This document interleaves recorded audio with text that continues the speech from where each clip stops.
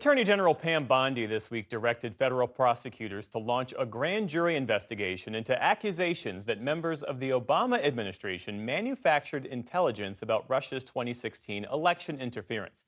That's according to multiple press reports. It's the latest development in a lengthy saga which has reopened the door into one of the most contentious elections in American history. Stephanie Sy has more. On CNBC yesterday, President Trump lauded his attorney general's latest reported move. The Justice Department now tapping a grand jury to look into the intelligence community's assessment of what was happening with Russia. Is that you have nothing to do with directing the Justice Department? No, I have nothing to do. Pam is doing a great job. I have nothing to do with it. I will tell you this: they deserve it. I was happy to hear it. Multiple reports say Bondi has directed DOJ prosecutors to present evidence to a grand jury, evidence that allegedly shows Obama administration officials politicized intelligence reports about Russia's involvement in the 2016 election.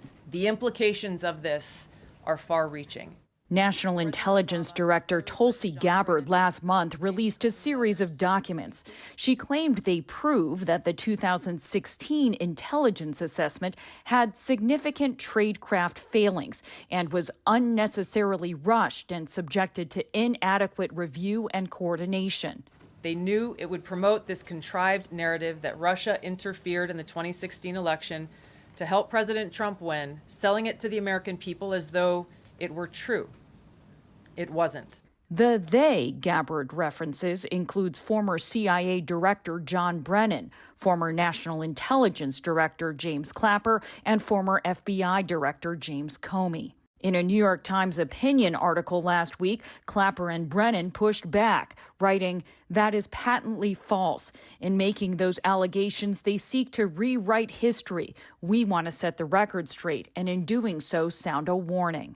Gabbard's conclusions seek to cast doubt on previous findings that were reviewed and accepted by Democrats and Republicans, including Trump's current Secretary of State, Marco Rubio, who was then vice chair of the Senate Intelligence Committee. All of this evidence that's been hidden and buried from the American people is finally coming to light. The current CIA director, John Ratcliffe, in a Fox News interview, also questioned the consensus that Russia wanted Trump to win in 2016, suggesting it was all a conspiracy. Pam Bondi does have a strike force. It is a different Department of Justice, a different FBI, and an opportunity to look at how these people really did conspire to run a hoax, a fraud, on the American people and against Donald Trump's presidency. But if it was a conspiracy, his own first-term Attorney General, Bill Barr, didn't uncover it, a point made by the CNBC host. And I'm sure that's going to be brought up independent sources, even your Justice Department, but then I'm bringing up Bill Barr, but even they decided that there were things that happened, but nothing that would have swayed it. Well, they were wrong, and Bill Barr was wrong, and Bill Barr didn't investigate, and he should have. Meanwhile, Trump's current Attorney General's latest move enables prosecutors to issue subpoenas and potentially indict the Obama-era officials. Last week, an Obama spokesperson called the claims outrageous, adding, "These bizarre allegations are ridiculous and a weak attempt at distraction." In the background of all this, the storm over Trump's former relationship with Jeffrey Epstein. Attorney General Bondi and the DOJ are under renewed pressure from Republican lawmakers to hand over documents related to the case. So far, they've had no comment. For the PBS NewsHour, I'm Stephanie Sy. For perspective, we turn now to Stephen Cash, a former state prosecutor and veteran of the intelligence community with experience at the CIA on Capitol Hill and at the Department of Homeland Security. He now serves as executive director of the Steady State. That's an organization of more than 300 former intelligence and national security professionals who are sounding the alarm about threats to American democracy. It's great to have you here. It's great to be here. Thanks for having me. You have called this latest DOJ effort profoundly concerning. You say it's a hallmark of autocratic regimes. What specific red flags are you seeing in terms of how this investigation is unfolding?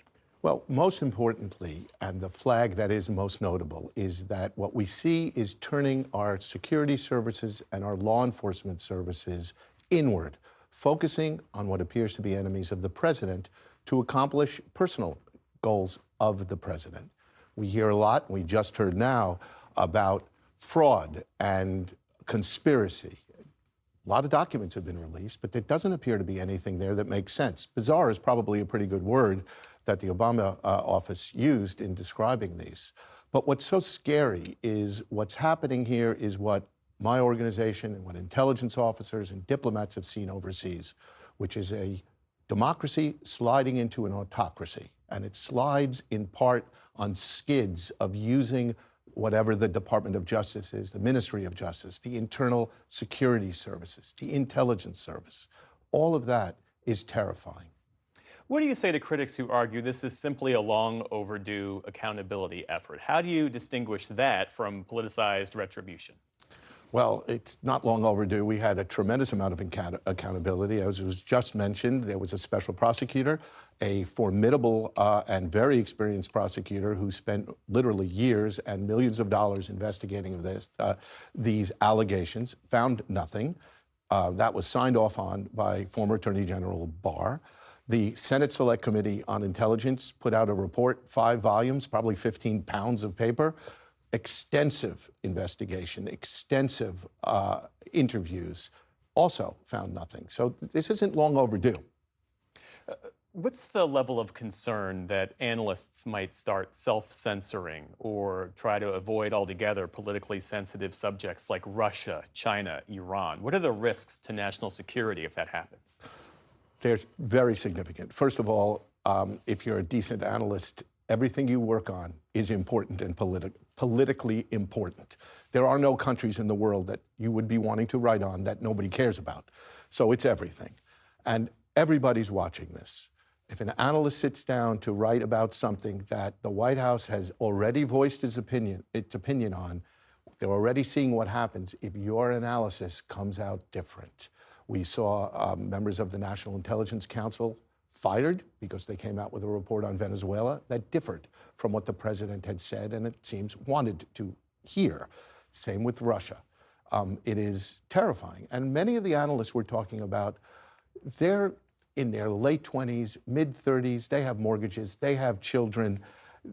They're worried. This is terrifying. And this level takes it up one level. It's not only that you may lose your job, it's that you may find yourself on the receiving end of a subpoena or a visit from the FBI or in a grand jury.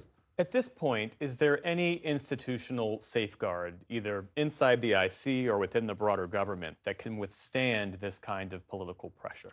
I certainly hope so. What do I think could withstand it? One, there's a remarkable amount of resilience inside the intelligence community. People don't really understand, I think, or have intimate understanding of how deeply people in the intelligence community care about the Constitution and civil rights and civil liberties.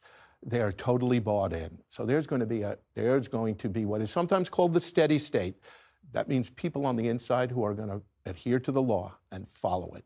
There's you and the media who are covering these stories and hopefully educating Americans. This is a little bit of inside baseball, which is now sort of spilled outside the Beltway, and now everybody in the United States needs to know what the NIC is. I just threw out that acronym before. You got to know what the NIC is if you're going to follow this story. So there's an educational process here. We have the courts, and hopefully we'll have the Congress.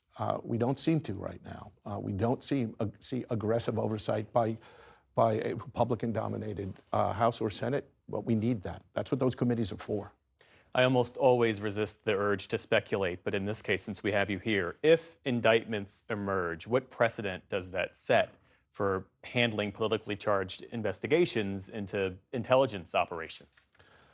Well, what we could end up is what we have seen in other autocratic countries, is when the power center shifts through an election or a coup, what often happens is the new leader takes out his national security people and they get purged.